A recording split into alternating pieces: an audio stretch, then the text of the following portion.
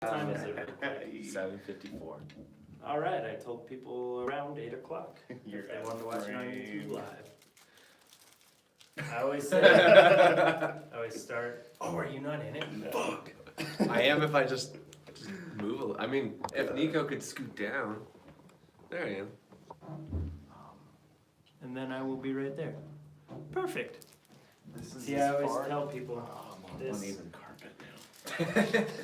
is my favorite part, yeah, I'll be in it, of the whole podcast because this is live on YouTube. People listening don't get to see this shit. That's very true.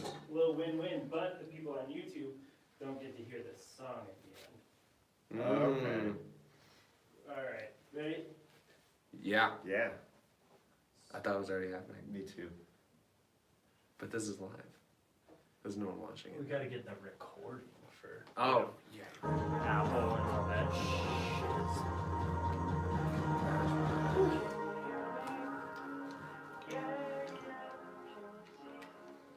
The Lycan, what's up, guys? Hi. Damn, I'm sitting low. For those Is it up? listening, I was sitting low. How are you guys doing? This is episode Good. number 13. So if shit gets fucked Nice. up, strictly Blame us. because I'm it's happy that episode we're number 13. Yeah. I like yeah. that. Well, this creepy guy that I know was supposed to be number 13 because I knew he was going to say some controversial stuff. He's a deadhead. It's a whole thing. Not that I have anything against deadheads, okay? I recently kind of started checking out the Grateful Dead. They're not as bad as I thought they were. Let's hear a little bit about yourselves. Turn that way. You go first. Okay, so, Speak up, let them know. oh man. So, my name is Nico Cervantes. I play guitar and I'm one of the two vocalists in the Lycan. That's There- right, you both sing. There are only two of us, so that's pretty easy, I guess. But yeah, Mike and I came from the same band, and As the sky darkens. yeah. Mm-hmm. There, I just was really worried I was gonna mess that up because for some reason I was thinking about 40 fathoms today, and I was like, I'm gonna fuck that up. Anyway, so came from the same band. Yeah, and Now we're also in the same band. yeah. So That'd be a little weird if you guys weren't in the same band. Yeah, And that we were would be sitting weird. down Who are you? talking about the same band. It's a little confusing. I just met him 5 minutes ago. So, Really? When you pulled up? yeah. Yeah. The Don't Start a Band podcast connecting people. I just started a band. So I feel weird giving history on it before Mike introduces himself because Yeah, do that. I'm Mike. I feel like it's just skipping him. I'm the other half of the Lycan, and I hit stuff. Drums. And, yeah, drums. And Not I people. also sing, yell. It's more yelling. I try to sing, but it just comes out as yelling. There's melody there. Yeah. But yeah, that's about it. Other half of the Lycan. Not to, kind of kiss your ass or whatever, but you're playing drums, and it's not like you're just hitting a four on the floor and doing some easy stuff. Mm-hmm. You're actually kind of going nuts. So to yell, it's a pretty fair trade. Yeah, it's been a big learning curve, like figuring out how to sing and play. Honestly, Having that like fifth limb. like really just focusing on the breathing a lot, like was something I had to like really learn how to do. And I mean, I'm Yeah. still totally learning how to do it. I But- think for both of us because, and as the Sky Darkens, I would play guitar and every now and then I would do some sort of background vocal. Yeah. But to be playing and singing at the same time for the entirety of a song, and also engage a crowd, move around, do stuff with my pedals. Yeah. It's a big learning curve for both of us to try and figure that out and to still be on with one another. Yeah. Because there are moments where I have a part and he has a part and he has his stuff down where he's drumming and singing, and then I'm trying to be on with him with like a harmony, but I have to think about pressing these pedals and I screwed it up. Oh, it's running again. And there's a I lot. have the same problem. Right. And, You get it. and there's a lot of Oh yeah. awareness going Yeah. on that we're developing because we're usually pretty tight with one another when we're just playing something, Yeah. but in a show setting, making it actually count as a whole, you know, Conglomerate. picture rather than just the components of that picture. We're getting better at it, but Yeah. it's still something that we had to get used to pretty fast. Doing a duo is hard, especially with just guitar and drums, because you're focused on like trying to make it sound like it's not lacking anything, Yeah. but also trying to still make it, you know, consumable, I guess. Yeah. You know, Yeah. because you have two different people and you guys can do like a lot of crazy shit because you don't have to coordinate with so many people. So it's like finding that medium. Yeah, I mean, a lot of that's just Nico. Like, Yeah. I don't really do much on the drums to help it be more full. Like, I can't, like, there's only so much I can do, but, like, a lot of that's his tone and all Yeah. that good stuff. I think everything that we have, we wrote in my living room, basically on kind of an acoustic at first, Yeah. and then a practice kit that I have set up with like silent strokes on it, and it was essentially just working these shells that we knew we could replicate live every time. Yeah. We didn't want the band to be a studio trick where there's guitar and then you hear bass tracks and you hear Yeah. backing tracks and all this other stuff, and then you see us live and it's just a guitar and drums and vocals, and it sounds way more stripped down than the recording. Okay. We recorded everything the way that we would play it live. So it's just the Everything two that you on it, hear is the same setup that we used to play shows. oh damn. Yeah. So Yeah, the EP is literally just drums and guitar. I guess I never like put it together. Yeah. Like I listened to the one with the music video. Is that the song you sent me? No, that's the one I sent you. We have a video in the works for it, but that Okay. yeah, that's not out yet. Well, like I enjoyed both tracks, but I wasn't like listening. I guess that says something about the songs and the construction. If I listen to it and I'm not going, this is missing something, you know? Yeah, yeah. If I didn't even notice, and I'm a musician, I'm picky as fuck. So Yeah, that's not, good though. You know, hear that. This is pretty rad. How did you get into music? We'll start with Mike this time. I mean,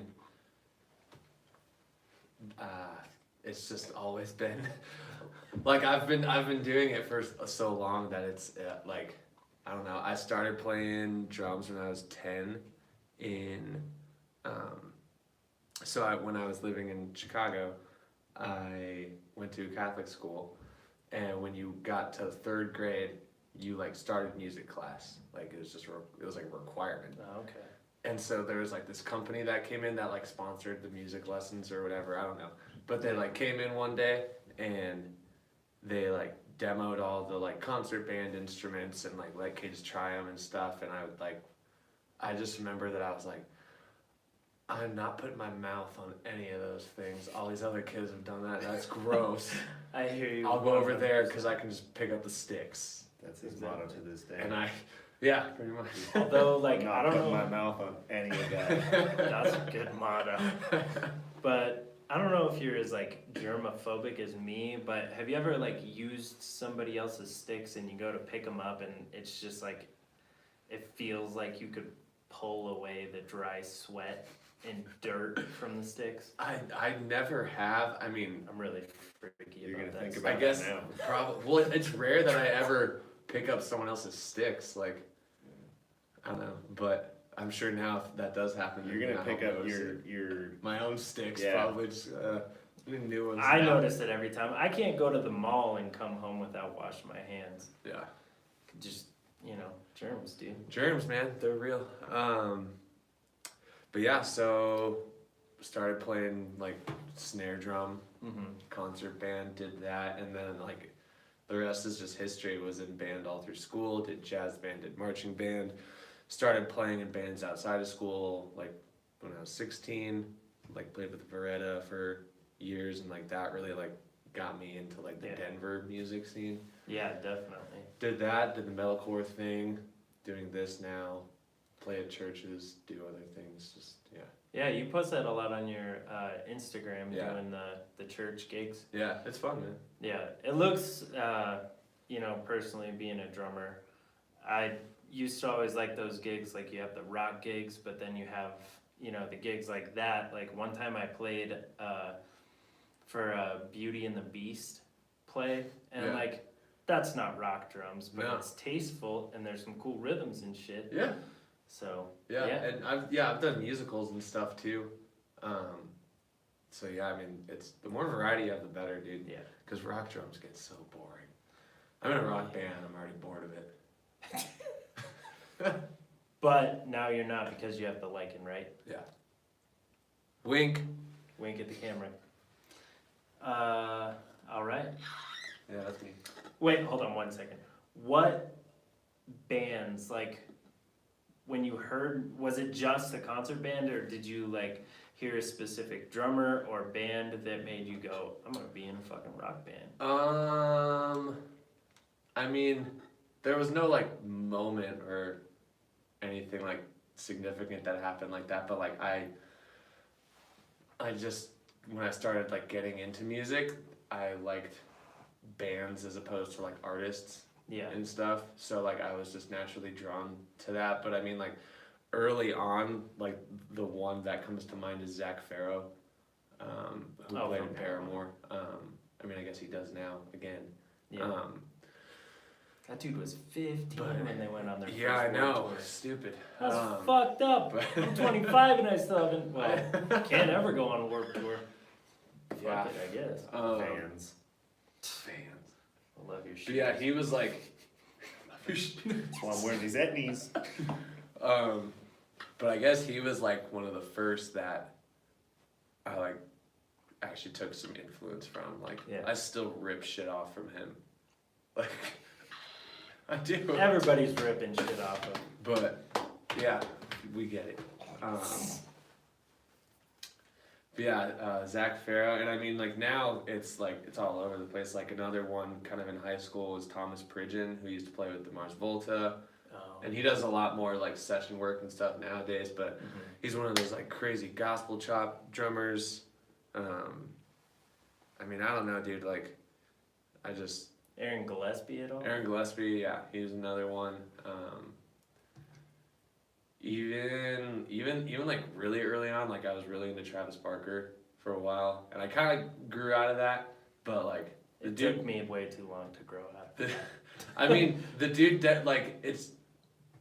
I used to be like so like, I loved Travis Barker, and then I hated Travis Barker, and now I'm just like, whatever. Like he has chops. Like he's not a bad drummer. There are way better as he gets older. There are way better drummers than Travis Barker, but he's not a bad drummer. Yeah, like he's different. He just gets a lot of hate.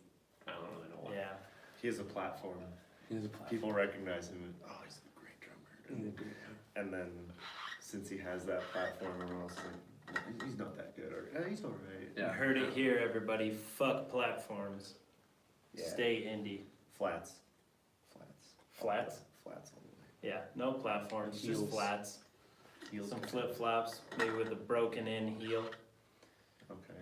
Anyway, so what got you into music? So I suppose my dad had instruments all around the house, and we'd always listen to music together. And then any downtime in the house, I would just kind of dick around on, mostly his guitars. Yeah. He plays keyboard prominently, I guess, over guitar and things like that. But he always had other instruments around. Yeah. And so I would always mess around with those, and if I heard something on the radio, I would just kind of figure it out. Yeah. And that kind of spawned into guitar classes in high school, and I played a lot of bass growing up. So like I would play guitar at home, and then I really got into bass playing and picking up rhythm and time stuff Mm-hmm. through that. And That was like at school, or? yeah, I guess so. My cousin had a bass, and Okay. I would spend summers at their house, and I would always just, they were doing whatever, and no matter where we were, I was like, hey, I'm playing this, and just kept playing it until eventually I got one for myself. Yeah. And we were in jazz band actually in high school. Yeah. Oh We- wow, you we guys have didn't- known each other We that didn't, we long. didn't talk. Oh. Yeah, we've known each other a long time. Yeah, We didn't say that, but we. we just didn't hang Known out of. early on, Yeah. so we knew of each other. We just weren't really I in the was like, same that kid's circles. weird. Yeah. Well, it's funny because I would always play bass in the hallways, and the old jazz instructor for the high school heard me playing one day, and it was around the time that you would have to register for classes, Yeah. and he stopped. He goes, "Hey, you're gonna be in jazz band. Give me your form." And he signed me up for jazz band, and then he quit over the summer. So I went into jazz band not knowing how to read music with a new instructor who didn't want to take the time to be patient with me, That's not just- knowing how to read music. yeah. So I basically did nothing in the class because I couldn't contribute in any way. And Fuck it. That's a free period. What are you complaining about? yeah, Jazz band, like if you enjoy music, that was a free period regardless. Yeah.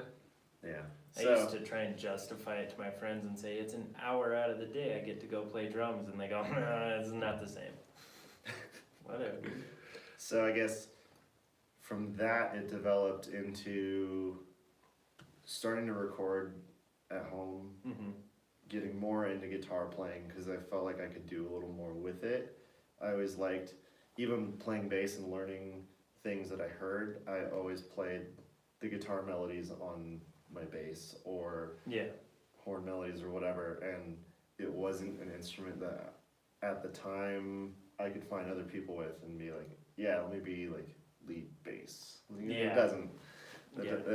It's kind of odd. So gravitated more towards guitar.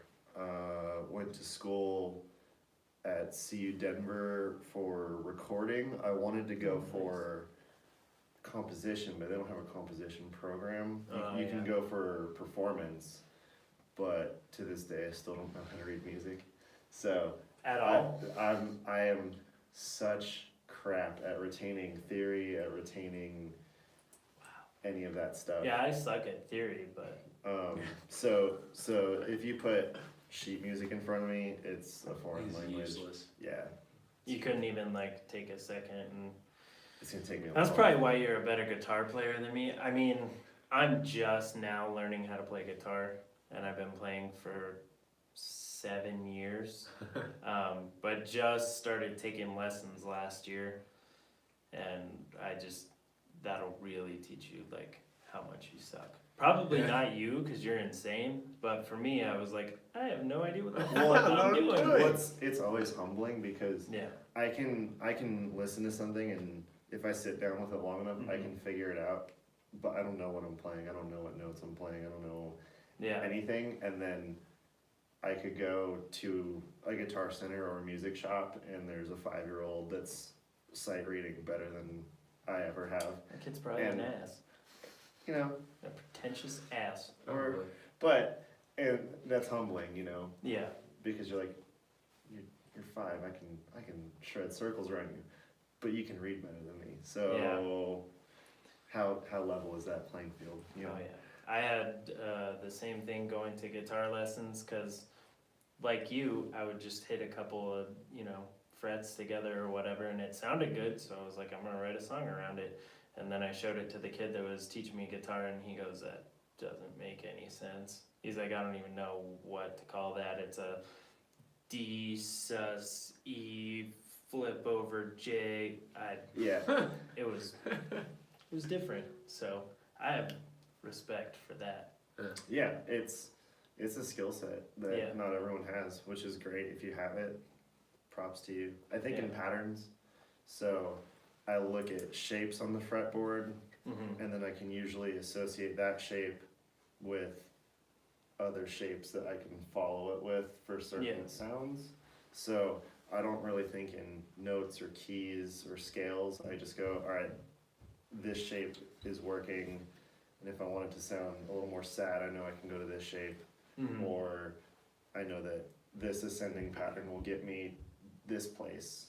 And Yeah. you know, it's You have no boundaries. You're not saying, well, if I'm gonna play a E chord progression, I have to do an E, an A, a G, and then, you know, right. you're just kind of like, sounds good. Yeah. That, and I play Don't with have a those lot of sounds. I play with a lot of chromaticism because I love Tom Morello's guitar playing Yeah. so much, and he did a lot of that. And between him and Victor Wooten, because Victor Wooten was like, He was a bass player, wasn't he? yeah, so he's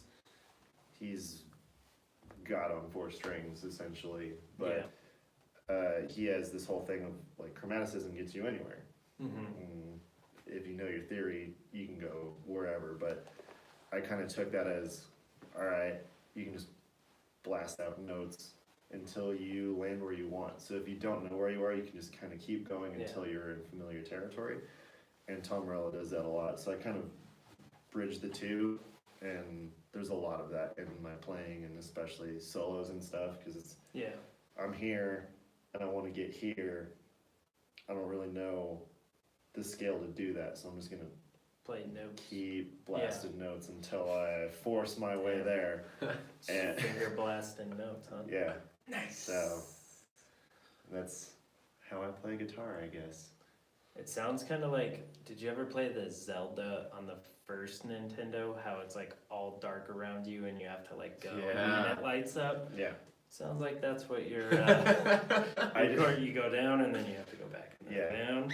I just keep cutting branches with a machete, Machete. with It's a a machete. with a machete until I can see the light of day. Machete. That's beautiful. That's very poetic about your guitar playing. Yeah, I didn't even know that. You didn't know he could read music? No, That- I knew that. I Oh. didn't know that's how he thought. Oh. I knew he thought in patterns, but not to that extent. Basically, I'm lost all the All time. the time. Well, history has proven that like reading music is cool and stuff, and like if you're, you know, whatever, you can say, hey, play these chords, but like there's so many people who haven't known how to read music. Yeah, like They've Nick been- Cannon. Nick Cannon. Drumline. Oh yeah, damn. Truth, hard truth in that movie. I was thinking more like, Dewey Finn from School of Rock. all right. So, anyway, see, you got me thinking about one thing way too hard. For myself and the viewers at home and listeners at home or wherever the fuck you listen to this podcast, what is a Lycan? It's And while you say that, I'm gonna check the levels real quick. so it's similar to a werewolf.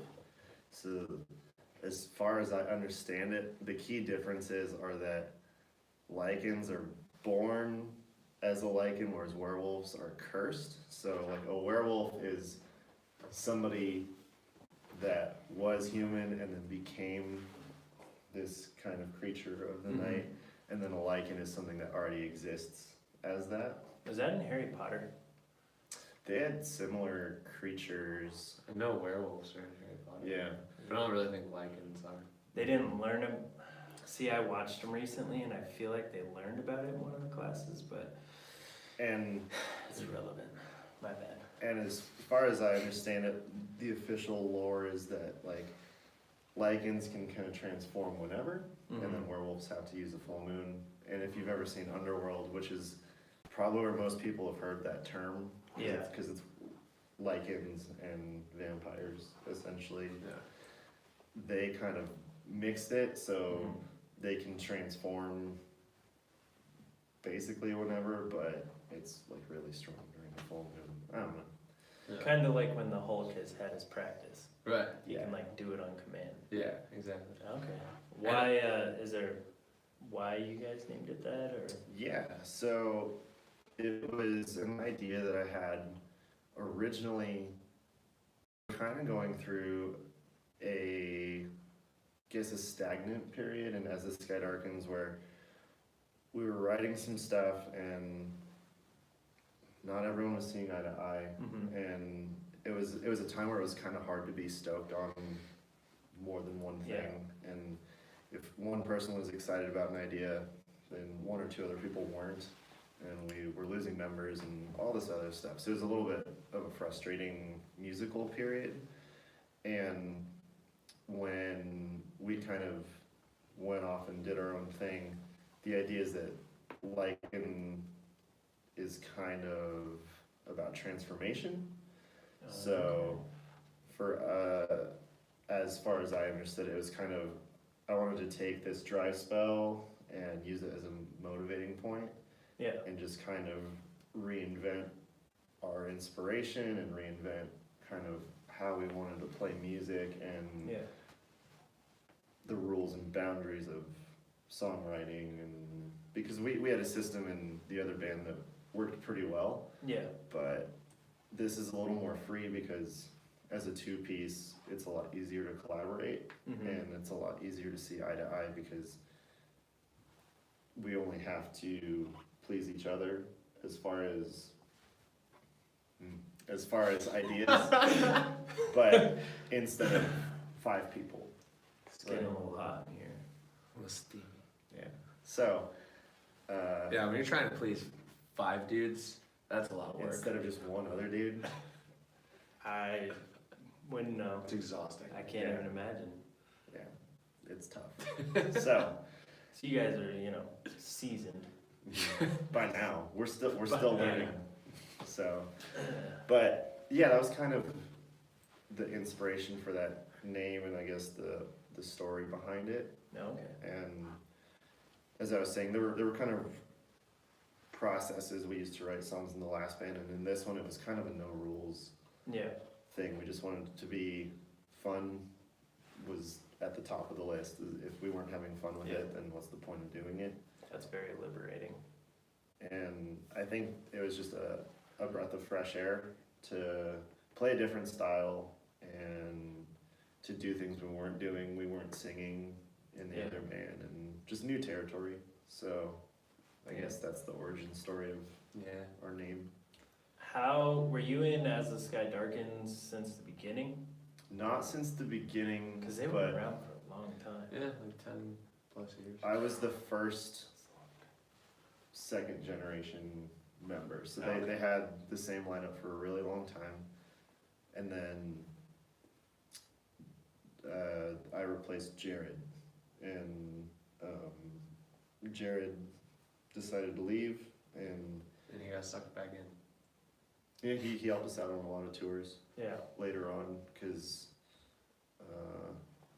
I was in, and then our drummer left, and then Mike came in, and that's when we kind of, I guess, connected, because we Hit always, it off. yeah, we always knew about each other, but then Yeah. when we actually started to play music together, Nico was nervous because he thought I hated him.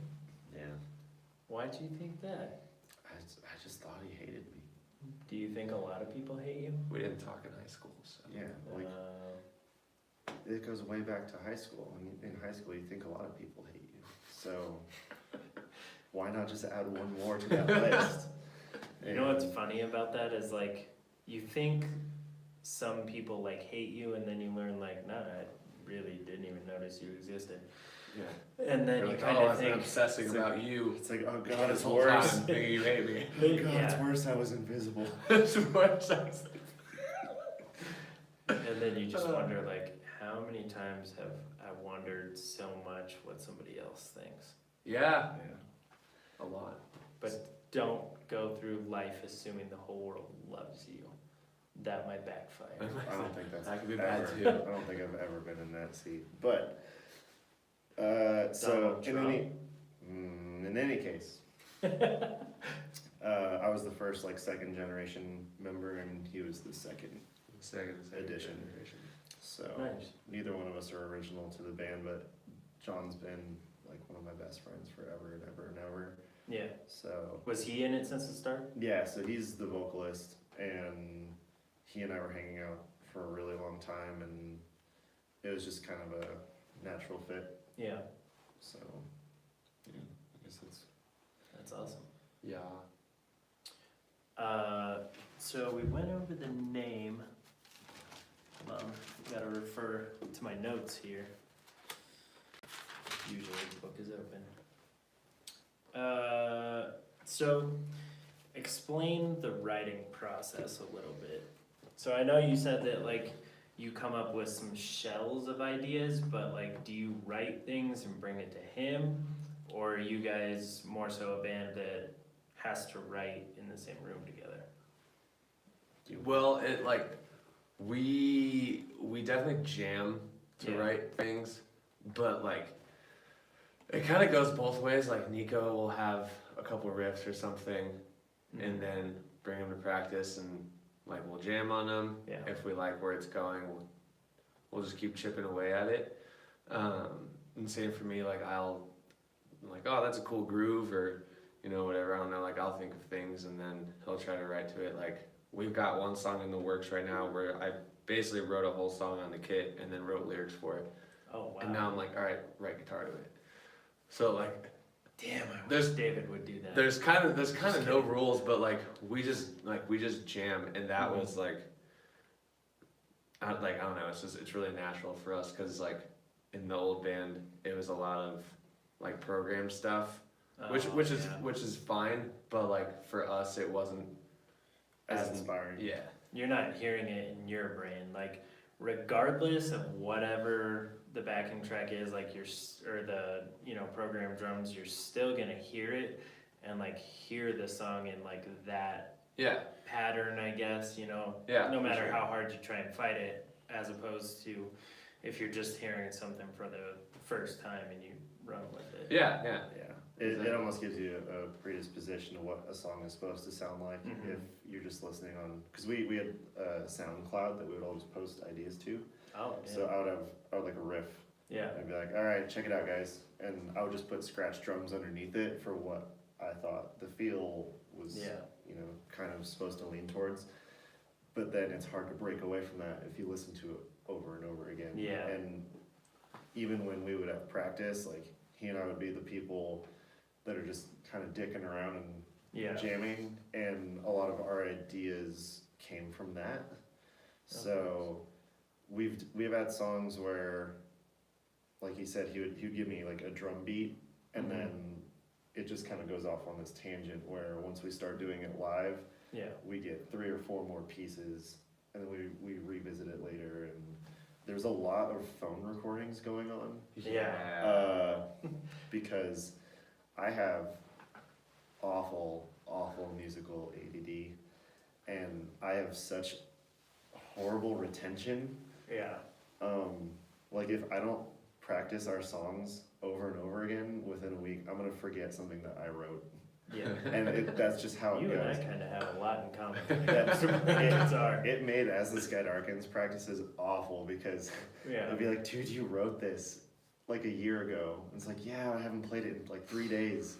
I don't remember any of it. 3 days. That's a lot for me. And so when I'm just kind of dinking around on the guitar, if I have something that I like, Mhm. I have to record it on my phone, Yeah. or else in 30 seconds it's gonna be gone forever. I will never have it again. And there are instances where my phone is in a different room, or it's just out of reach, and I have to get up and stop what I'm doing, and then by the time I sit down, I've already forgotten it. I'm like, why? I've definitely What? done Like, that. why can't you work for me for 30 seconds? Yeah. So, yeah, there are a lot of times where I'll just send him a phone recording of a riff, and he'll be like, I guess the job. like, yeah, or it's like, we might be able to work with this, or, Shrug them and then there are other times where we're practicing a song that we've already written, and then on accident, something happens, and we go, wait, like, we should focus on this for a second, because this could be really cool, Yeah. and then let's record it so we remember it later. And so Yeah. the songwriting process is completely random, which is fun. Yeah. There's really no rhyme or reason behind any one thing. I think just about every song on the EP we have was written in a different way. Yeah. So like the song that he sings on, he came to the table with the drum beat that starts the whole track out, and then we just worked on it from there. And then the song that is after that was I was posting videos on Instagram for a good while, just doing like guitar stuff, and I would do a lot of loops. Yeah. And it was I made a video for a loop, and then after I posted the video, I just kept the loop going, and I was kind of just messing around, and there was like a riff, and that turned into Only Heroes, and it's it's all just different. It sounds like so easygoing but complicated at the same time. It's yeah. Do you ever worry, guitar player to guitar player, or even even drums, writing music in period, and I'm not sure what I was going for there. Writing music in general, do you ever worry that like one day the well of randomness is just gonna dry up? Like you sit there and you know do the same thing, and then you go, no, that sounds too much like this. You do a different thing, sounds too much like this.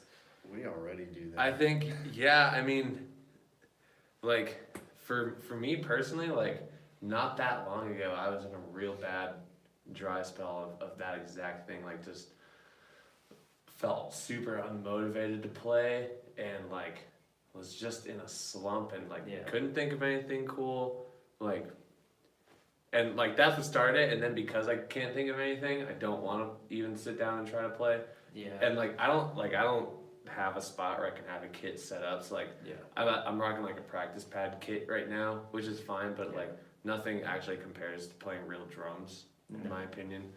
So I get to do that like once a week, and when I do that, I'm super inspired. But like, it's hard to like be motivated when you're playing on practice pads and stuff. But like, yeah, I don't know. I definitely get that, but.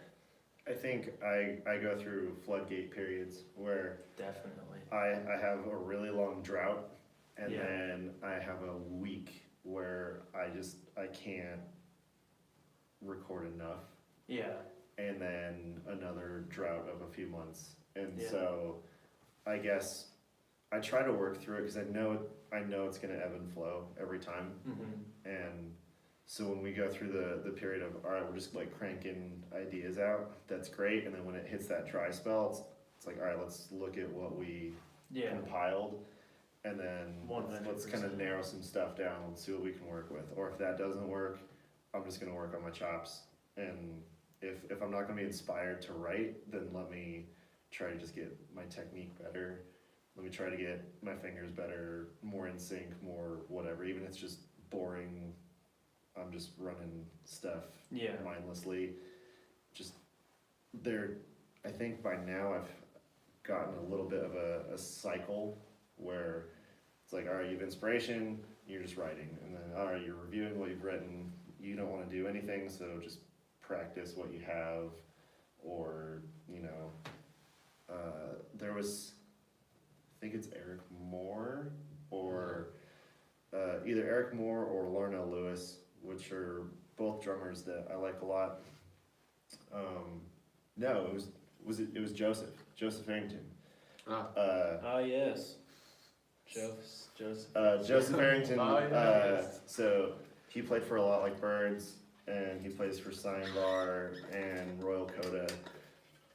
Essentially, he was telling Mike and myself about this thing where for X amount of time that he sets, like a minute or 2 minutes, whatever, he just goes as crazy as he can. Like maybe at like the end of whatever he's practicing, and just like gets it all out. And sometimes I'll do that as well, because it's something that I've never thought to do, and applying that from a drum kit to a guitar is also kind of different. So that was Joseph, right? Yeah. So I like that though. That's like a very different spin from like, so I sit down and I write the guitar part on the first try, and then the words hit me, and there's a song. Yeah, it's weird because like, cause I'll do that too, since you told us about that, and I'll feel silly. Because I'm like, I know I'm just gonna play the same shit I play, Yeah. even if I'm going crazy. But if you do it long enough, eventually something weird happens. And you're like, oh, I've never done that before. But yeah, like I'll just start hitting cymbals and like just easy single stroke rolls or whatever. And I don't know. If you just keep making yourself do it, yeah, something weird happens. Eventually you kind of deviate and something different happens and you branch out. Or nothing happens and you're like, well, now I'm tired. Yeah, and then it's time to put it away because you're I tired. feel that. Get back at it some other Sometimes time. I feel that before I even started playing. So, hypothetical situation. These kids come up to you. They're like, let's say they're 12, you know, for the sake of the story.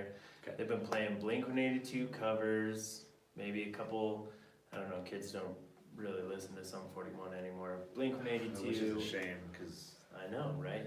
even their last record was awesome. In my opinion. I haven't listened to it yet. The last one that I actually sat down and listened to was Screaming Bloody Murder. Okay.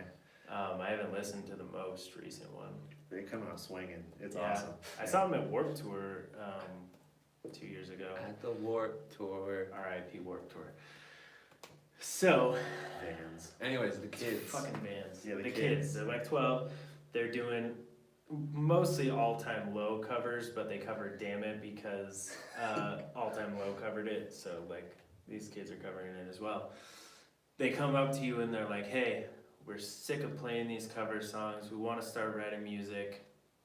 How do we write music? I would tell them, suck it up, keep playing covers, because that's what pays. Be a cover Damn. band. Be a cover band. You go bar, you make fucking $4.50 in an hour. There's a lot of fucking truth in that. There is. It's Like, if you can play at a fucking wedding, Yeah. I've always wanted to be a jazz, like, in a jazz trio or Just quartet. background music. Yeah, and play weddings or. I was you know. background music at a wedding once. I played for 20 minutes and made $100. Yeah. Jeez. And yeah, it's great. So you could go that route. Be like that dream you have. Okay, kill it now. hypothetically, Or you're feeling positive about writing your own Okay, music. okay, we want to inspire them to do their dream thing. Yeah. It's gonna sound really vague, but I would probably just say, just start doing it. Yeah. And that's probably exactly the answer I would give. I Because would- I would be so. I haven't asked anybody they'd be this like, on the "Thanks." podcast, so. Thanks for nothing. Be like, ask Mike. But And then I would say, did I you mean- have something else? well, that's first instinct is to go just play it. But I guess outside of that, it would be just start exploring your Mhm. instrument. If I had to elaborate on just start, is everything you already know that's a cover, just play everything that's not that. Yeah. Play everything that's unfamiliar to you, and then eventually you'll start to create your own patterns or hooks or chord progressions, and Definitely. even if you think it sucks at first, just keep at it, because eventually you're gonna do something that you made that you like, Yeah, and for sure. after that, You got the ball rolling then. you get too awkward at that point. So if anyone comes up to me on the street, I'm already sweating bullets. So especially if they're 12, get away from me. Little child. What, You make me nervous. what were you gonna say about writing music? I would probably tell the kids to go watch School of Rock. That teaches you how to do that basically. No, I would tell them, I'd be like, all right, who are your favorite bands? And then they'd be like, Blink-182, All Time Low. And then I'd be like, really, you guys are 12 and these are my favorite bands and these are your favorite? What's going on? I don't know who they fucking listen to. Okay, well, we don't even know. 5 Seconds of These Summer? kids don't even really exist. Anyways. Well, you I know, would they might be listening to this. I would tell them to think of your favorite bands and get together with your friends and start jamming music similar to that. Like, obviously not their own music, but like, okay, that's the kind of stuff you like. be inspired by that and just start like start doing it. Yeah. I don't know. Like for me, it's like it's different because I don't ever really have to worry about like completely ripping off someone else's idea. Yeah. Like I don't think drums. the Lycan drums- is ever gonna do that. Yeah, I mean, hope not. But like drums are different. Like the same drum beat is in almost every song ever. Yeah. Like, you know, I mean, like especially in 4/4 time, like. I don't know those So- ghost notes though. That's what David and I are always talking about. Those fucking ghost notes Ghost though. notes. Yeah, ghost notes are pretty tight. Very tight. Yeah. V-type. But I mean, unless it's like a super obvious beat, like don't get me wrong, there are songs that have super obvious things where if someone else did it, it's like okay, you Yeah. stole that. Like if you were gonna take the first date drum fill, fucking Teen Spirit or I don't know. That's what everybody, I mean, let's be honest, everybody who sits down at a drum kit, whether it's their first time or their 10th time, they all sit down and go, dun dun ka dun dun dun dun dun ka dun dun dun. Every fucking time. And that's okay. It's not true. That is okay. It is. It's almost like every guitar player, Guitar Center, just ringing out a C chord, like just that classic rock, and it's just loud, and they start playing Stairway. See, I always feel And like then you're it was like, why didn't I buy this shit online? You go to the recording section. Sweetwater. Yeah, This Sweetwater. podcast is brought to you by Sweetwater. Someday. That'd be sweet. Fuck yeah, it would. Fucking send me a new microphone, god damn it. Sweetwater, what's up? What's up? Sponsor me. I want some of that free shit. Hell yeah. Fuck all the brands that you sell. The website's good. I want my free shit. Your customer service is great. Is that Tom Segura? Yeah! Dude, I fucking love Tom. Dude, I we bought these quote him Adidas. so much. What are you calling for?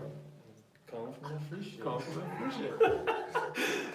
Damn, disgraceful and mostly stories. You've All seen of that? Yeah, one? I've seen a lot. When he's talking about how little kids tell a story, and he's like, and then I said you could have the blue one, and he just goes on like a little kid. It fucking cracks me up. Like that dude, so dry but so funny. Dude, we quote disgraceful like religiously.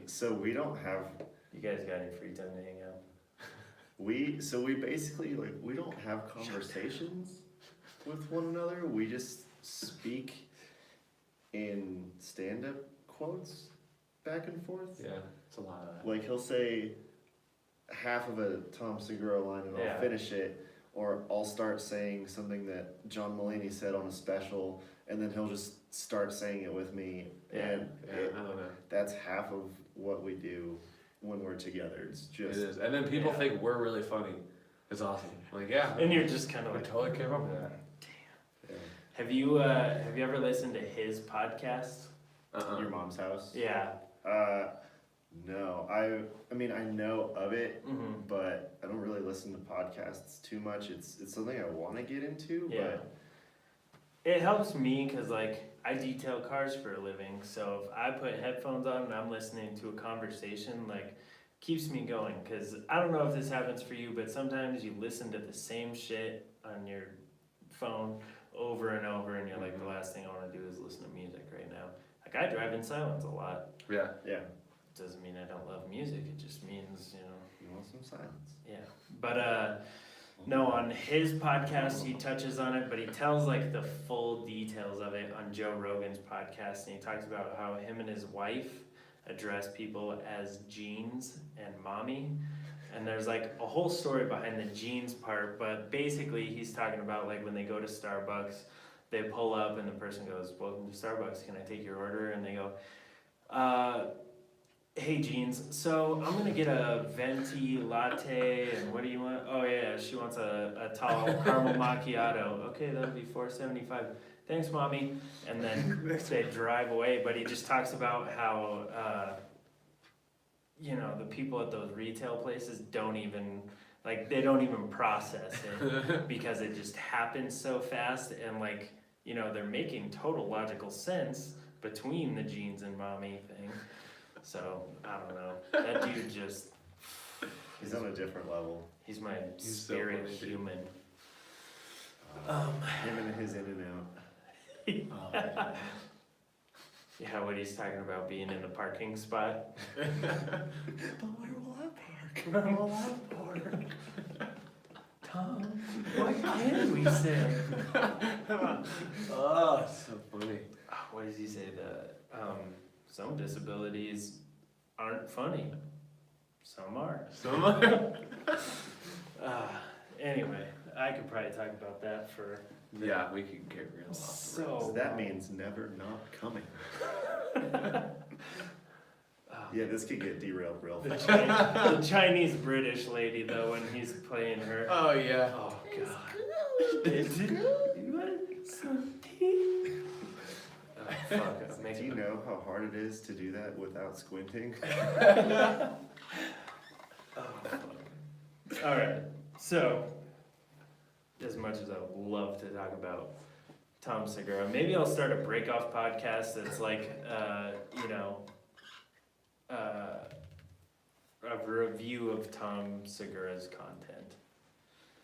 Probably not though. You guys didn't seem too excited about it, and you're probably. I'm the trying only to two think of that- how it could work. You should just throw it in like every person you have on this podcast. You have to throw them a Tom Segura line and just see how they react to it.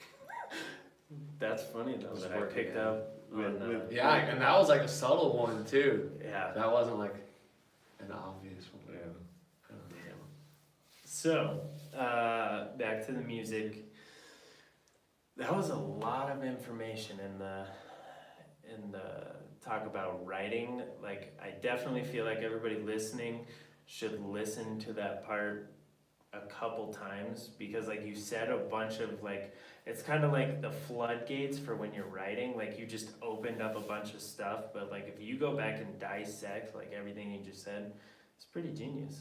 I don't There's a lot remember of- what I said. So Yeah, he doesn't I barely- retain anything. I couldn't even remember what Tom Segura quote he said. Just knew that I It knew it. was the in, What in was and it? out one? No. Or No. Oh, Crap! Oh, In any case, Yeah, I was like, I want to free oh, shit. yeah. But So, lyrically, do you guys both write lyrics? Mm-hmm. Who writes more lyrics? Do Yeah. you sing his lyrics ever? And you, Yeah. And vice versa, yeah. damn. Do you ever have a problem like feeling the lyrics though? I feel like that's why I could never have somebody write lyrics for me is because like I just wouldn't feel it because I'd be like, oh, this is about that person's life, which I mean, not yet. yeah. I don't know if I ever will. Just, I don't know. I'm like, I might like maybe on the other side of it, like I might be like, I want to sing this because it's really personal to me, so I don't want you to sing it. Yeah. Like from the other end of that, but like I don't think I'd ever be like, oh, like you wrote this. I know This that means nothing. in the studio for the song that you wrote lyrics to, when you were recording those vocals, there were a lot of parts where you're like, I just want it to be me. And Yeah, there were a couple times there. and that's totally fine. And then when we play it live, I'm either harmonizing stuff or just doing things underneath. And the same with him. Yeah. There's a lot more that we do live than what's on the recordings. Because Yeah. I think as we get more comfortable playing these songs, it feels more natural just kind of put extra flavor in where we see fit. But I don't think there's gonna be an issue with it as long as we're both on the same page with the song Yeah. in the first place. Because a lot of this is we're coming from the same place with a lot of this. Or Yeah. if it's about something, we've both experienced it. Yeah. So That makes sense. it's not like I went skydiving and he hasn't, and I wrote a Yeah. song He about went it. scuba diving. Right, and That now might be cool. and now he has to sing. Now he has to sing about the skydive he didn't do, and it's not like It that. just makes me mad. Yeah. So when it's about like, oh, this is about an ex-girlfriend. Yeah. I've had an ex-girlfriend, so I can relate to that. I wouldn't know. And so, I mean, I guess we're familiar with a lot of the lyrical lyrical content that Yeah. the other is bringing to the table. It makes sense. Yeah. Yeah. Another thing too is that with this band, everything has been like, cause like with the previous band and like I've just experienced this a lot with people, I guess, but like things would get so bottled up because Mhm. people weren't saying what they were feeling, and then it fucking blows up in your face, and Yeah. like then everyone's pissed off, or like there's like you have a shit practice or like whatever. People just weren't being honest, and like from day one, that's been one thing we've like kind of like promised ourselves that we would do. Like if like we just lay everything on the table basically. It's like I don't think we should do that, or Yeah. like, and it's just the two of us, so it makes it a lot easier. That's good to but, stop like, it in the tracks. Yeah. Like just like with any relationship, like we communicate a lot and on everything, and Yeah. like with lyrics and stuff, then it makes that really easy. Yeah, there are certain instances where I've had an idea and I'm super stoked on it. He's like, I don't know if this is gonna work. Yeah. And it's like, all right, let's try it. And then we'll try it. And it's Yeah. like, yeah, it didn't work. So How do you know when to put a song to rest though? Cause like I've definitely like having all the recording equipment and stuff here, like I'll have an initial idea and I'll just like keep working on it and working it and working it and working it, and then like eventually I figure out that it's a shit song and it's not gonna work. Yeah. But like how do you know when to lay it down when it doesn't feel sincere anymore? Or? think that's probably more applicable to me at the moment because I'm Yeah. usually the one that's like, all right, got this riff. All right, Mhm. this riff. Tunnel vision. And there is a particular chunk of music that I've brought to the table that it's like it's really hard to work it into something that we're both kind of feeling. And generally when that happens, at least with this song, I just put it away. And then Yeah. if I'm like noodling and I'm like, all right, that sounds like it's in the same key as this song, maybe I can rework some Yeah. stuff and come back to it later rather than just trying to drill it. Like, no, there's like, I know it wasn't working 5 minutes ago, but let's come Mhm. back to it and try it again Yeah. because Yeah. it's definitely gonna work this time. I think we haven't had any issues where it's like one is forcing an idea on the other. We can Yeah. generally feel when it's dead in the water and be like, all right, let's just move on. Yeah, I mean, when we were writing the 5 songs, the first 4 happened so quickly. Like, Yeah. we got together 4 times to write, and we had 4 songs. Mm-hmm. And when we went to write that 5th song, which is actually the song I sent you, that one took a couple of days.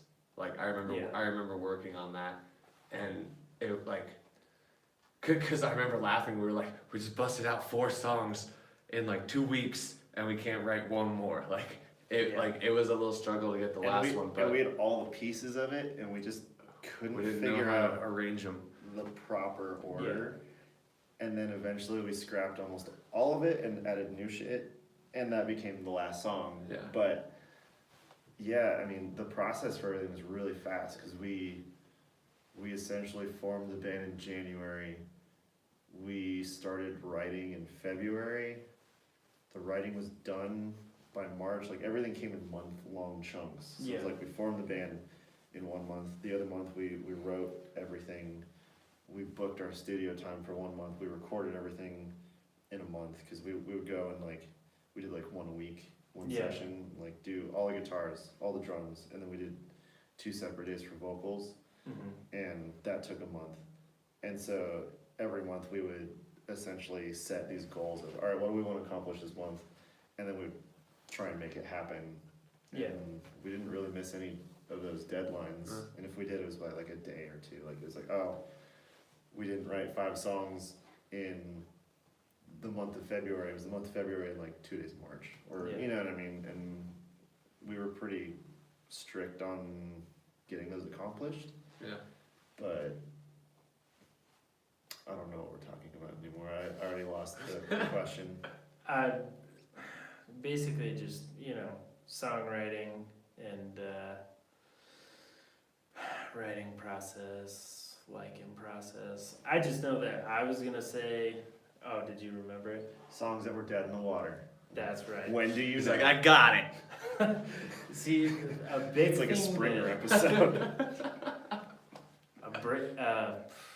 a big thing that I deal with is like, especially when we put out an EP or a single or something, like you write this really good song and you're holding on to it and you're super stoked on it, and then you put it out there and you can't rewrite that song again, and like just knowing that you have to write all like new shit, cause like I think I talked to Phil about it, maybe Tim, but music is fucking weird because it like doesn't make any sense. You're pulling this thing out of nowhere that didn't exist. This song, you know, sometimes a chord progression, drum beat, lyrics to that music, like it's a weird fucking thing, and you're just counting on that creativity to hit you.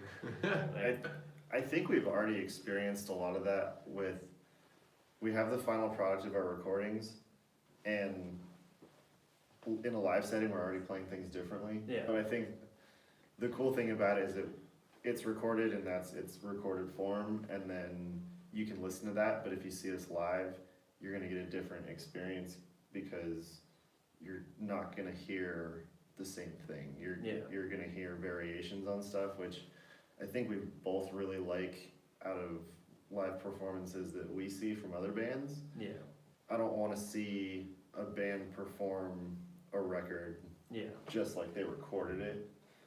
I dig that as well. I like little surprises, and Mhm. like when bands have a song, they extend it in the middle or Yeah, just different variations. And so there are things where he's doing different drum beats, or we're just extending parts, and you know, that's for live. And then what we have on the recording is what we have on the recording, and that's, Yeah. we can't change it, so why fight it, you know?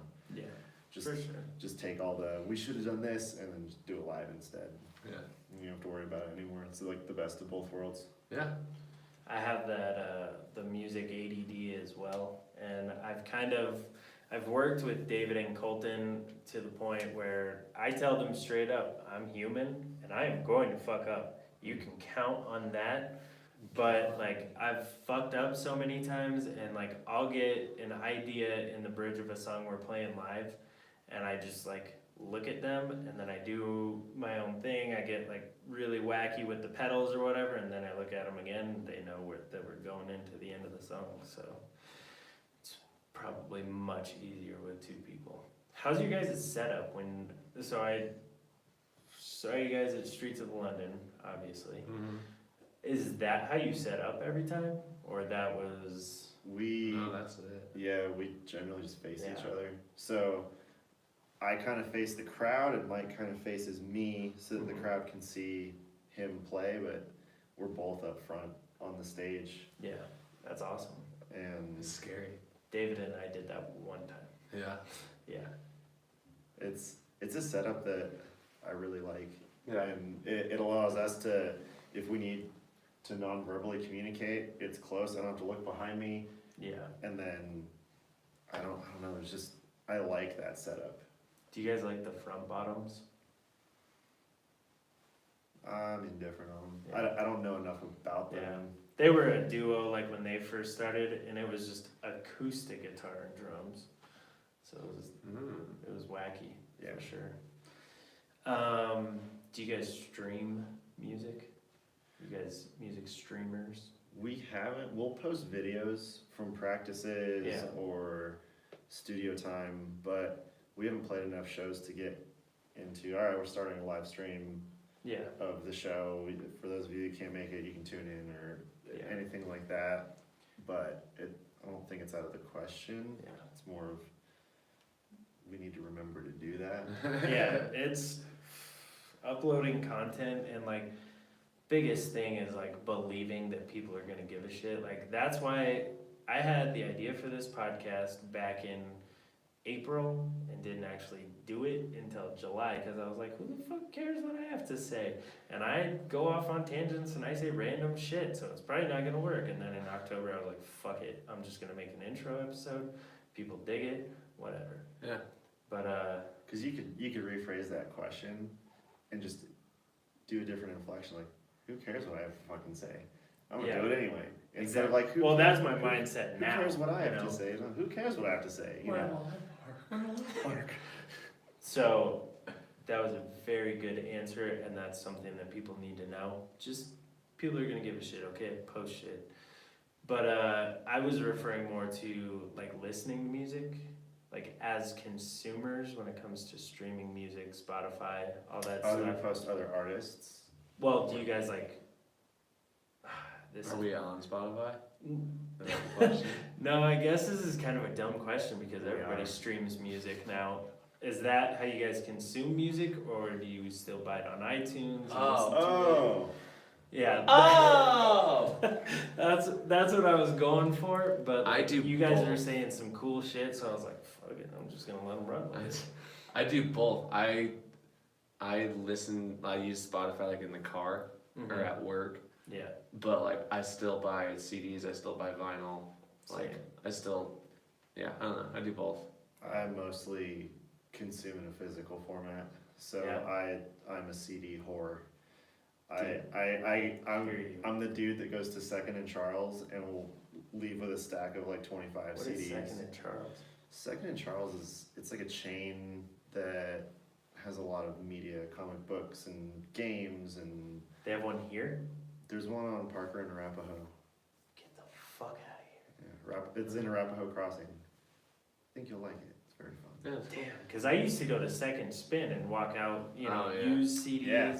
And That's where I got all my jazz albums from. And it's kind of like that, but if like Second Spin and Borders had like a weird child, that would be Second and Charles. Because I like reading books too. Yeah. So, so like, Message me that, because I'm definitely going there this I will. weekend. so Shout out to Second and Charles. Sponsor us. Sponsor the Lycan. You sponsor me too. Oh, I appreciate it.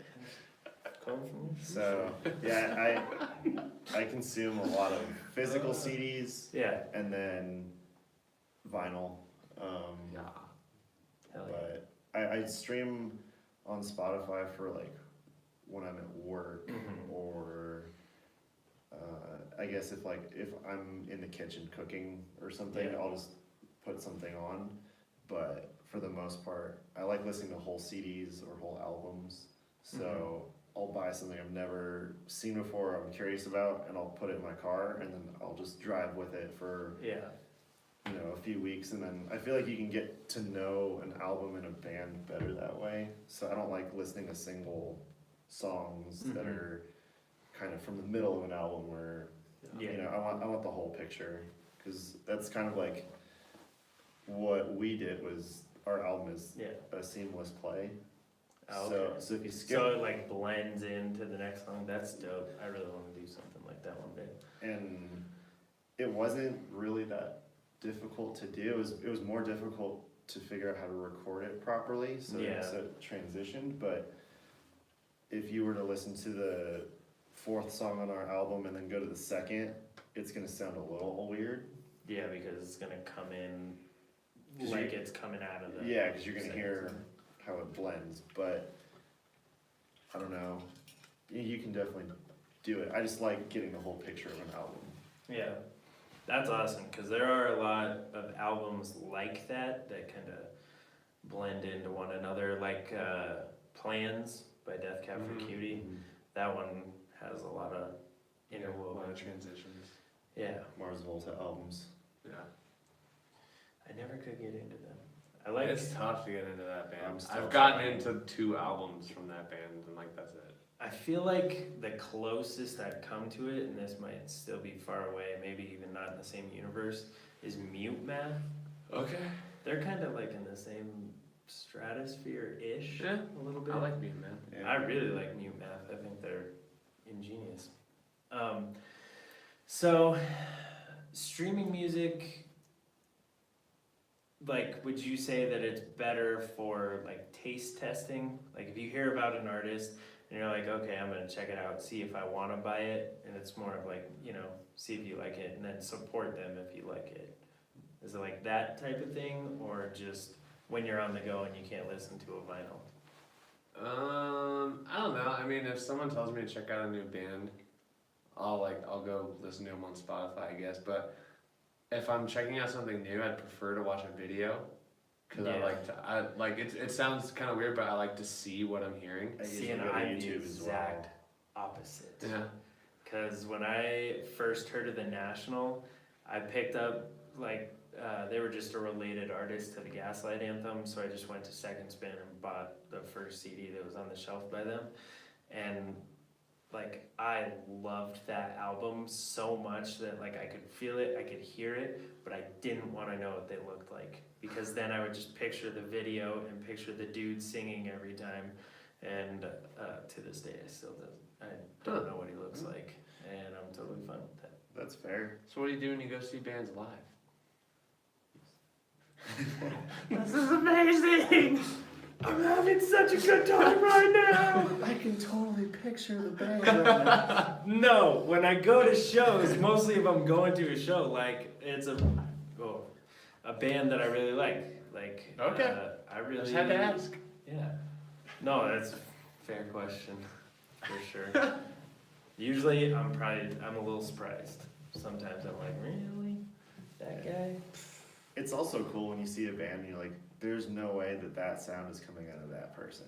That's how I feel about Tiny Moving Parts. I love that band to death, but the fact that he is able to do all that shit and sing at the same time, fuck out of here. Yeah, that's how I was like for Hail the Sun when I found out that Donovan was their drummer and singing, and like he plays crazy shit. Yeah. And he doesn't like now he does kind of the frontman thing, but earlier on, like I was like, what?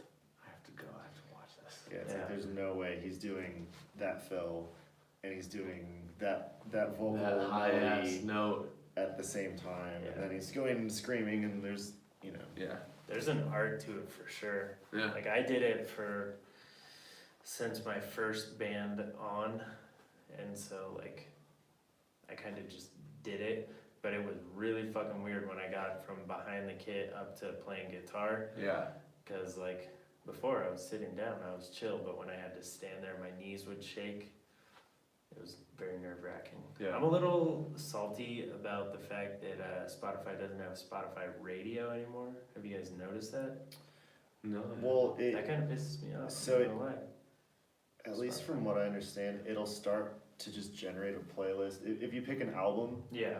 when the album is over, it'll just start to randomly play, and then it kind of makes a radio off of that. And See, it for feels some like- reason, it hasn't been doing that lately. I'll put on an album and I'll listen to the whole thing, and it goes back to the top of the album, and it just replays it like that, because it used to do that when you put on an album, and then it would go into radio mode. It should still do that, because when I work at a brewery, and when we're in the back, we just have like we'll like take turns picking an album, Mm-hmm. and then every now and then, when an album's over, before the next person picks it, it just starts going and it'll do its thing. Yeah. And I mean, even last week, it was still doing that. It was just kind of auto playing. Yeah. So maybe they just changed the settings, or I don't know. What I want to see, I don't know, dude. is Spotify Business, because Pandora Business is garbage. What is that? It's so essentially businesses need to use Pandora Business for licensing reasons, Mm-hmm. but the actual Pandora radio brain, I guess, generator Mhm. is kind of garbage, because if I want to listen to a band and I'm in the mood for that band, Yeah. they're gonna play one song from it and then it goes into random radio. Yeah. And with Spotify, like obviously, like if you want to listen to a band, you can just listen to the whole band or Yeah. the whole album. And they don't have it because licensing is so intricate and just stupid. Yeah. But because it's all about like fractions of pennies and who gets what, and that's why they don't Yeah. have that. But that's what I want to see from Spotify Business. There you go. Spotify, if you're listening, you got some work to do, son or daughter. Son or daughter. Fuck, I came up with a good question while you were talking. I can't remember what the fuck it was. So, I refer to the notes. Remember. I wrote this down, but now I'm not 100% sure about like asking you guys. The Denver music scene. Yeah. We've all been in it for a while. Yeah. Would you say it's changed Yeah. from like, let's say 2010 to now? Yeah. What's the big difference, would you say? I don't know if it's so much that just the Denver music scene changed, but like everything's just changing all the time. Because we're old. Because we're all Everyone's moving to Nashville. And everyone's moving to Nashville. See you, Phil.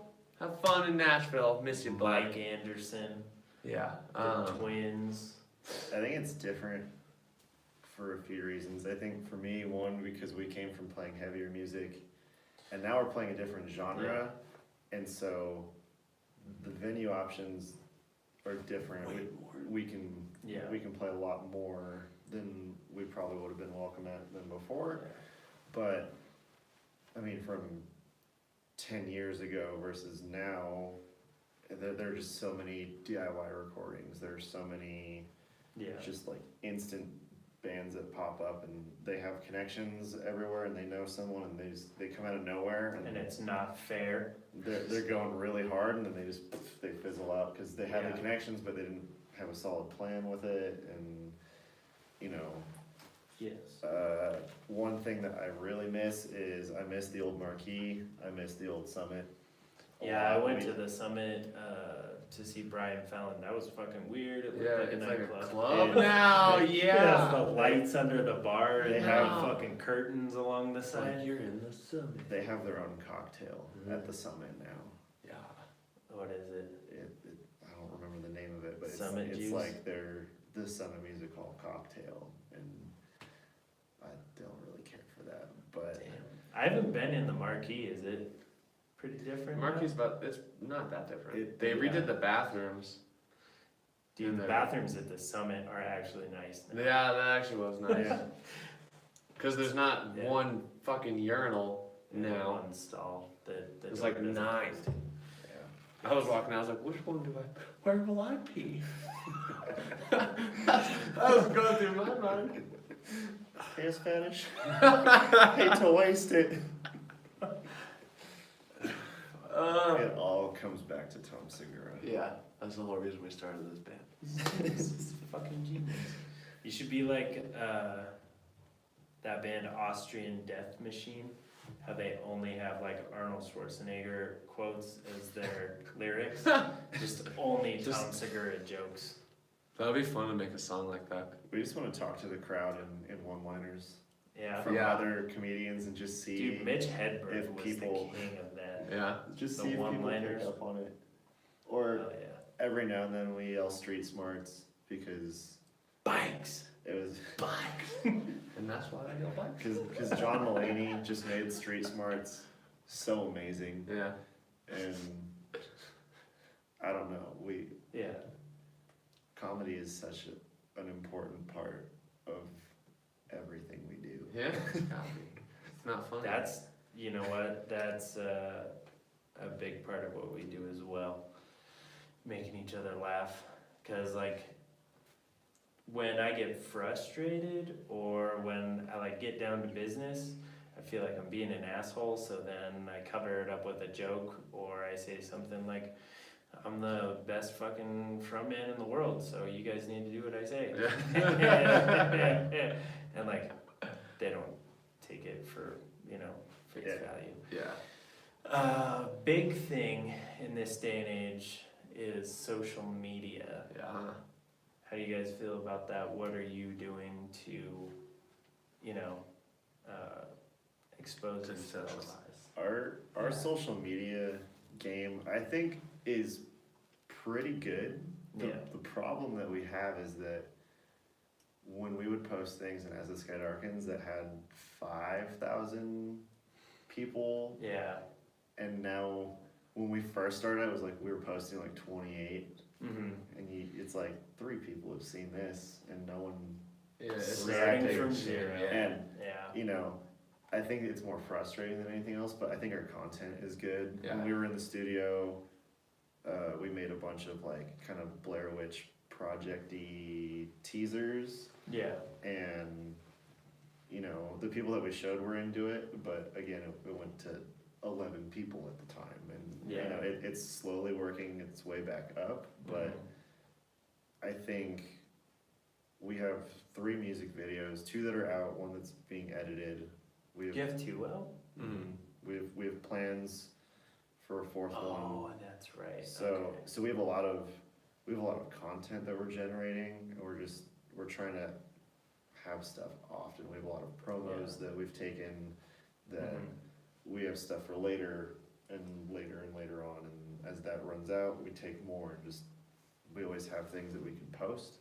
Yeah. And now as we're starting to play shows a little more, we're gonna have, you know, promotional material for that as well. So I think we're doing pretty well. I would say we don't have like a Twitter or anything, and I know a lot of people use Twitter, but I've never. Weird because it seems like nobody does, but then you hear about all these people fighting on Twitter. Oh yeah, I know. It's weird. It's always celebrities and then Donald Trump though. Yeah, I've never I don't think I've breached 136 followers on Twitter. I tweeted like 1 tweet when I was 16, and I was like, "This is dumb." I've never had a Twitter. I don't know how to use it. I don't know anything. The only time I get a Twitter is when I drink too much coffee. I heard a dude say it one time. I love one. So I guess maybe that's where we're lacking, because we have our stuff on Spotify and like iTunes, and Instagram. We focus heavily on Instagram content, even I think more so than Facebook content, because I've definitely gotten into that habit as well. Yeah. I think that's our general like preferred platform. Yeah. With I mean, I know that's where I go if I want to find out things about bands. Same. I go to Instagram, not Facebook. Yeah, and I also think with Facebook, there's a lot of filtering that people have to do. There's a lot of bullshit. And A lot of cooking videos and fail videos. Like, don't get me wrong, I love a good fail. I love when someone lands on their face, but it's hard to find like people's original posts.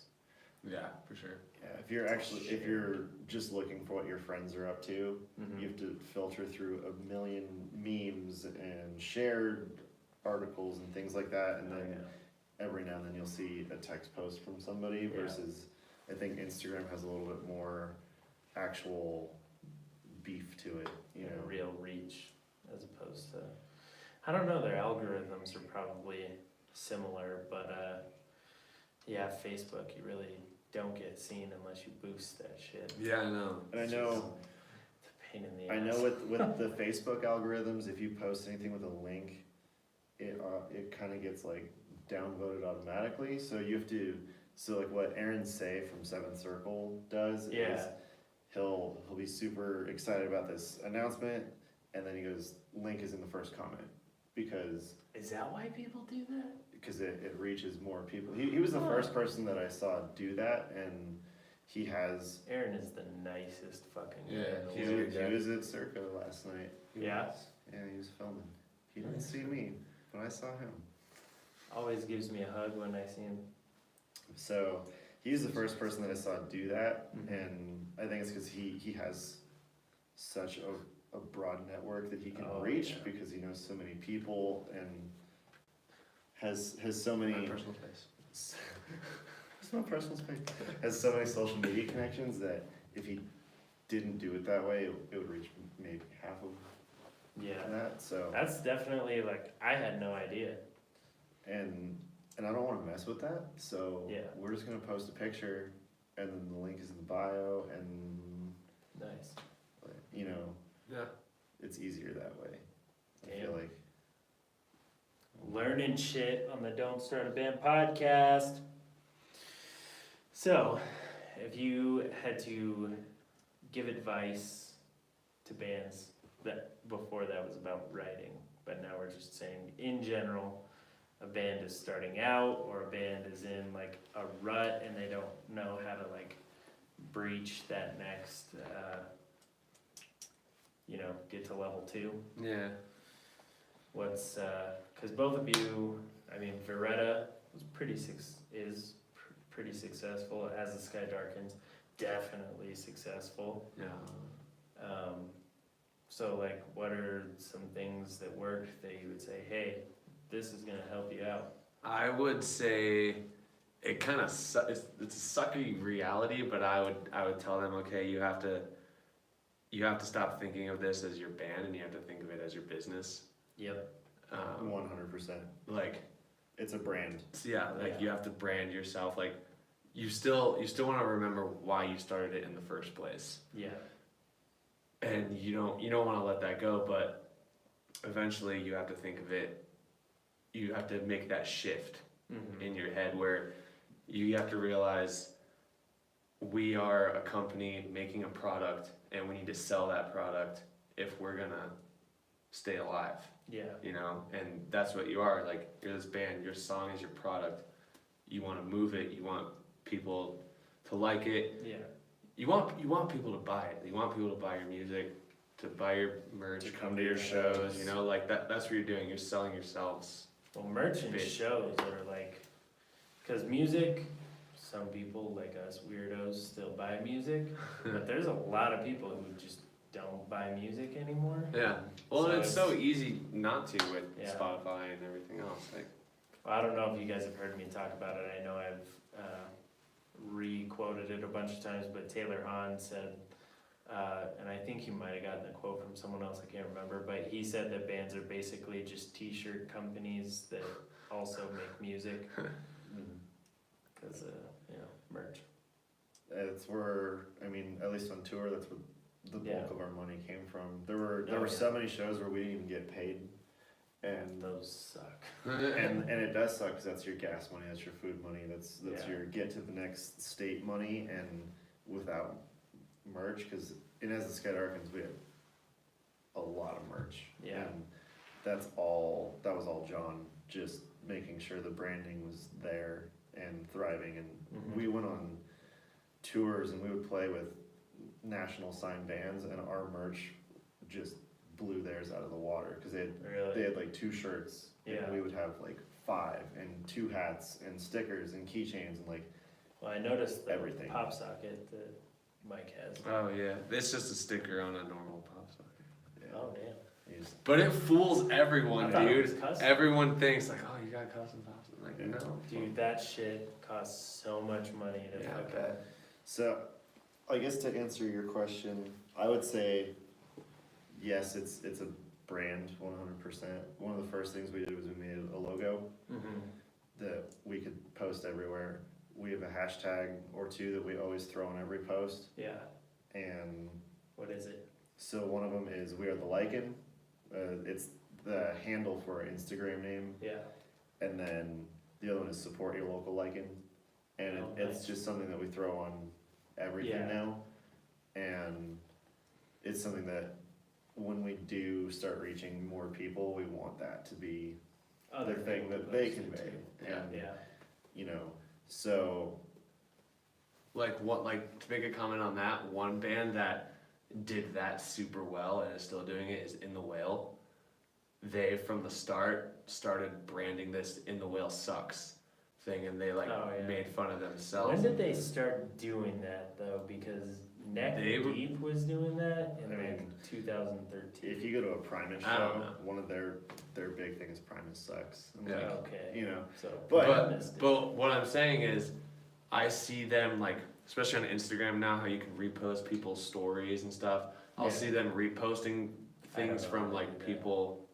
If you get tagged, if someone like takes like a video of you on their story and they tag you in it, then you can repost it to your story. Because being as an ocean, like they had, I don't know if you listen to them, Yeah. but they played a show and just their whole story was other people's like Yeah. views from that show. Yeah. It's crazy. But like I'll see them do that, and everyone uses that hashtag In the Whale sucks on Damn. it. So like, if you can give people a reason to, Yeah. because they'll be like, I want to do the In the Whale sucks thing, you know? right. And I think to elaborate on that a little more, if you want to go out swinging, you need enough information and content to do that. I really dislike when you see a band, they go, we're working on a new song for you, here's a preview and it's 10 seconds long, and then a week later, like we have like a new song, and here it is, and then a week later we're working on another new song for you, and they're not spacing anything Yeah, the way that they should if they want it to have impact.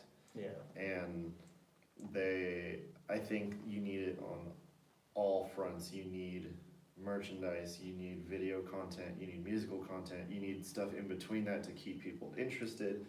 You need to post pictures and new promos, and you have to be up on your social media, you have to be up on your shows, and if you think you have enough, get more, yeah. because Did you don't? if you think you have enough, you're gonna use it, and you're gonna run out, and then you're gonna have 2 months of this dry spell where you have no content anymore because you didn't have enough. And I think you just need to be more prepared than what you think you need to be. For sure. It's always good to have like extra, like you said, you guys have a lot of promos, extra promos and Yeah. videos And they're just sitting waiting to be used, because yeah, when something gets old, all right, let's change the profile picture up and say something about a show that's coming up. All right. And then we have a little, we posted a minute-long video on Instagram of a practice we had just leading up to the show, yeah, and just little in-between things, to keep you transitioning to all the larger things. mm-hmm. I just think there aren't enough bands that do that, or they have all this content and they use it immediately Yeah, right out the gate, and then they don't have anything anymore. definitely. So just using all of your stuff to impact the most amount of people in the largest possible way. Yeah. You guys have a show coming up, don't you? Yeah. Tomorrow. At Moe's. At Moe's. You guys playing with, I did know, but I forgot. That's most of the time at Moe's. I always check the load-in email before. Yeah. Make sure. I mean, we're the first band. I know that. yeah, so we're opening, Awesome. and which is I fucking love Moe's. I'm excited to play there again. It's been a long Their time. But Smoked wings. yeah. And the sound there is, I've always liked the yeah, sound. I've never seen a bad show on those. Yeah, I've- I like it a lot. I saw Gideon play at Moe's once Really? with Damn. For the Fallen Dreams. Oh wait, I was at that. Was it Gideon 100th and For the Fallen Dreams? Yeah, and I was at that show. and How was that 100th, then? and 100th didn't play because something happened with their Yeah. bus, Yeah. and everyone was just crammed in Yeah. there. I was at that one.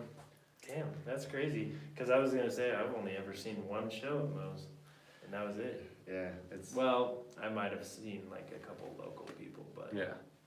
so we have that show tomorrow night, and then we just hopped on a show at Larimer Lounge on November 23rd. We have a show at Lions Lair in February. So dude, Lion's Lair is a total.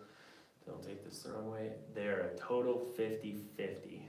Yeah. Because Okay. we have played there, like especially, okay, when we were a duo, we would play shows there just because we wanted to, play as much as possible. And there was one time, there was nobody in there. The sound guy had even left, and the bartender had her back to the stage and was watching a fucking basketball game. So we were like, all right, it's band practice at Band a practice. stage downtown. But then, like, we've also played shows there where you can't even like load your shit out because there's so many fucking people. So Huh. Interesting. neither one of us have played there, Yeah. but it's small. It's it's- perfect for a duo Eh. for sure. it's out in February, so there's definitely enough promotion time I to might have to hopefully come. avoid Yeah. the bartender watching the basketball game Yeah. scenario. Well, it's hard to get. For some reason, Colfax still has some sort of negative stigmatism about it. That's not the right word, is it? Stigma? I think so. I Stigma. don't know. I'm questioning all my words today. They have an unpopular opinion Yeah, on it, things. fucking Colfax is safe as fuck, but like for some reason people have a hard time, making it down there. I don't know what it is. I don't know. It's probably because there's zero I'd places to rather. park ever. Yeah, that's true. I feel like I mean, like I think Lodo sucks.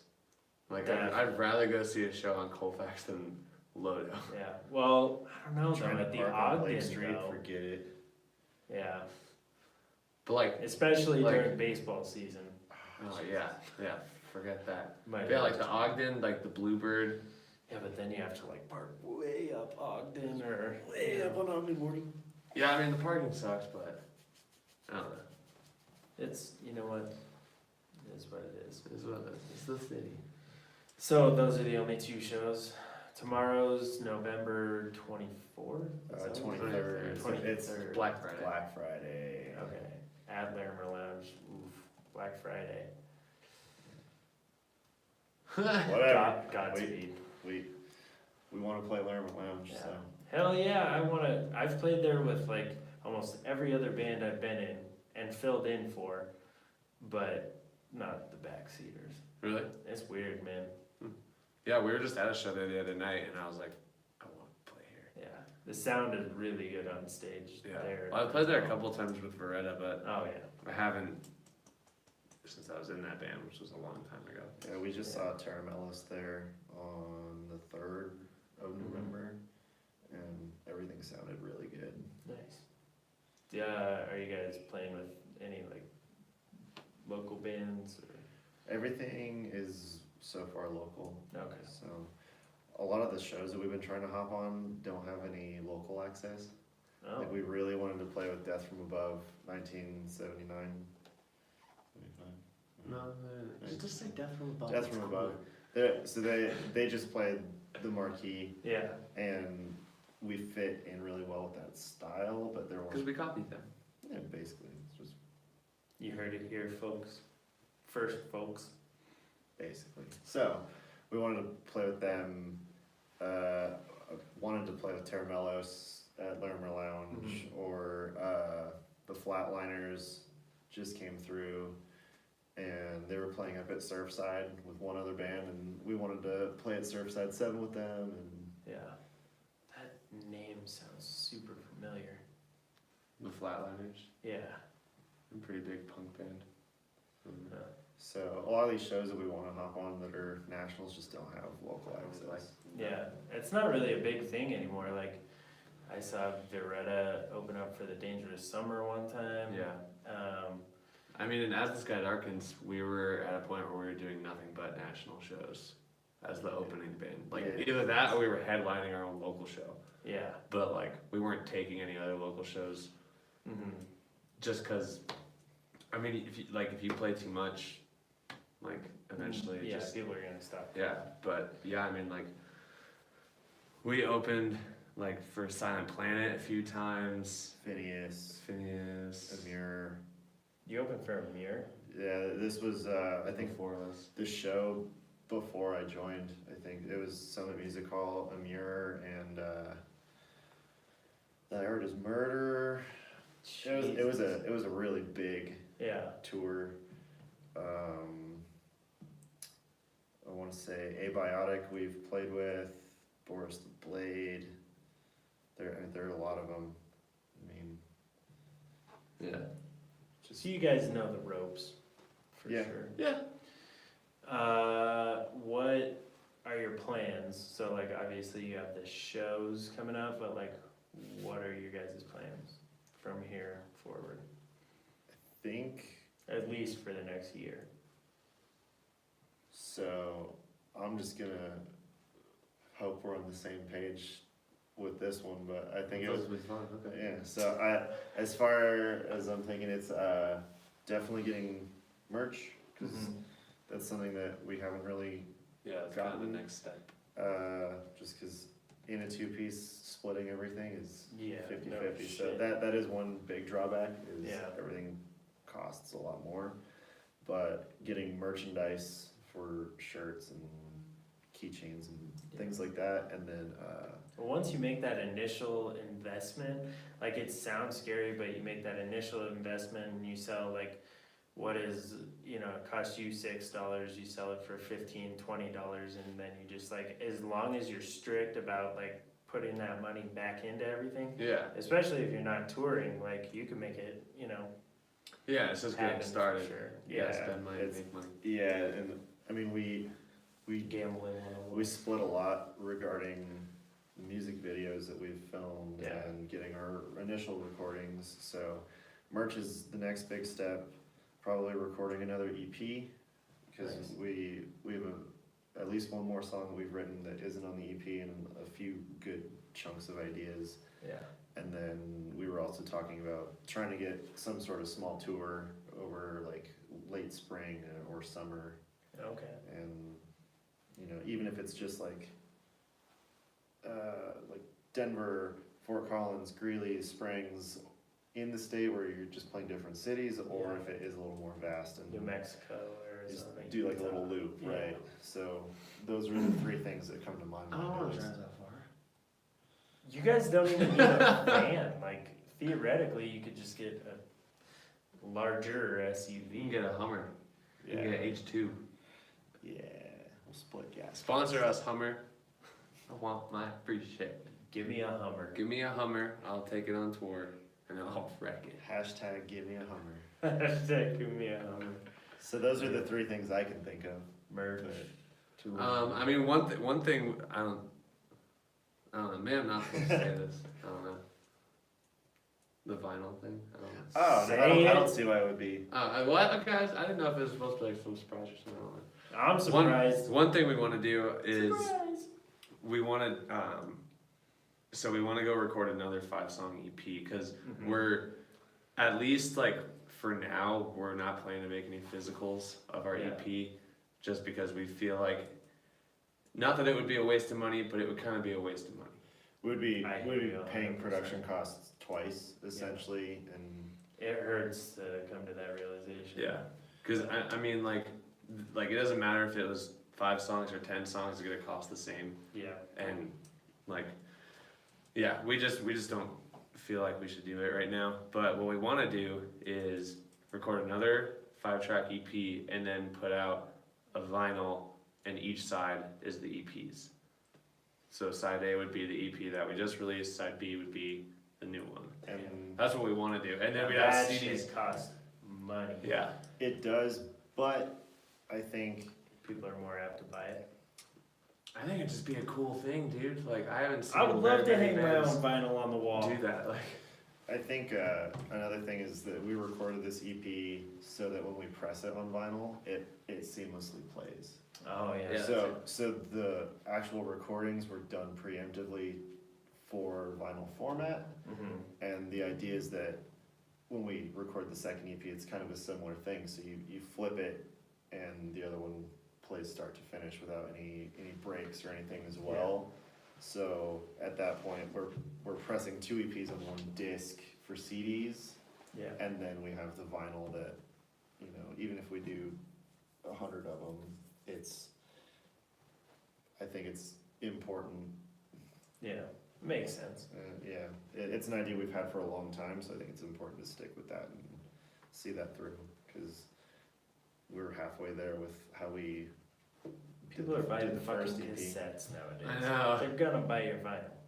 Yeah, so, and I mean, even if we hang on to them for a while, I think they'll eventually sell, especially once Yeah. people For sure.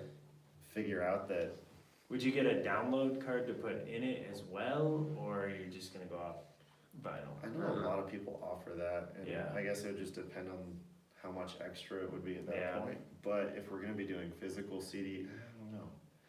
I don't know. It would Yeah. depend on what the cost of it is For at that moment, Yeah. so.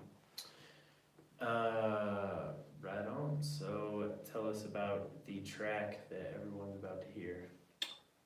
Did you send the modern day? Yeah. So, I guess this was the song that we had a little bit of a tough time putting together. Modern Day is the name of it. Modern Day Gentleman. Modern Day Gentleman. Got it. We talk about our songs in working file formats. Yeah. Like the rough idea, I usually just name it something stupid in my phone, Mm-hmm. and like we'll refer to the song as that. And so like, I don't know, we just like speak in shorthand with stuff like that. So I apologize. It's Modern Day Gentleman. Yeah. It's the last song on the EP, and that was the one we kind of had trouble getting the final composition for. But it was essentially like my girlfriend and I were on Broadway, and this dude just like was catcalling her really hard, and so it annoyed her and it pissed me off, and that kind of like carried over into I needed to write lyrics for a song, Yeah. and that was what gave me the most inspiration at the time. So it's basically just about douchebags that Yeah. So it's like make a women feel satirical. uncomfortable and Yeah. right, and so it's like you do all this sleazy stuff, and then you expect everything in return, and Yeah. so Damn. Yeah. so that's essentially the song in a nutshell. But Awesome. it's one of my favorites to play live because it's pretty upbeat, and we have a lot of freedom to take like little solos or extend sections, and I think it has a lot of energy. So Awesome. it's a fun one to end on. Yeah, we a little while back we drove to Nevada and we filmed a music video for this song. For this one? Yeah, that'll be out by the end of the year. Okay. But yeah, Yeah, we just drove. another little thing about We it. basically drove to tidbit. California. It was like Carson City, Nevada, and Yeah. so like we shot it in downtown There's Reno. like Reno, and then we drove into California to shoot some of it, and it was a really cool experience. Awesome. So Yeah, it was fun. shout out to Emily. Thanks. Good job, Emily. Well, I guess we don't know yet. Yeah. Pressure's on. I think that's everything I have. So Cool. thank you guys so much for being on the Don't Start a Band podcast, episode number 13. Nothing bad happened. The YouTube didn't shut down. So why? All right, I have a question for you. Why is it Yes, called sir. "Don't Start a Band"? So I called it Don't Start a Band because it's kind of clickbaity a little bit, because like obviously I'm in a band and I've restarted and started a bunch of bands. So like I 100% like stand for like people starting bands, but it's supposed to be like a don't start a band ... until you hear from all the people on this podcast. Ah. Because that's, you know, kind of why I make the notes and like why we talk about songwriting and shows and social Yeah. media and all that shit, because it's the inspiration that came to actually do this podcast was we were about to put out our EP, and you know, people ask for free CDs or a free ticket to the show or free this, free that, and like you get pissed off because like I want my free shit. But you know, you spend $2,000 recording it, pressing it, doing all this stuff, and then somebody asks for it for free. And like I was getting mad, but then I was like, I can't really get mad because like it's also for people who have never been in a band, don't know the workings of a band. Like you can't be mad at them because they don't understand. It just looks like, you know, you make songs in a basement and all of a sudden you're playing Right. live. Oh, your so- little band. And Yeah. Right. If I had $1 for every time I've actually gotten someone to come to a show, and then like the next day at work or whatever, they go, "Oh, you're like a real band. Like you Yeah. take this seriously." Yeah.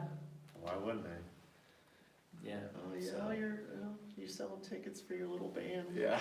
Oh, your little band has a concert. concert. Thank you guys for coming on. Yeah, Thanks for having us. This is fun. And the song you're about to hear is "Modern Day Gentleman" by the Lycan. Thanks, guys.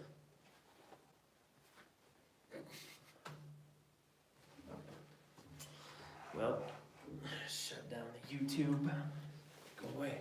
The recording, I can edit all this stuff out. I wish I could just. No, didn't work. You need to just Bye, give it away, YouTube. You know. Like make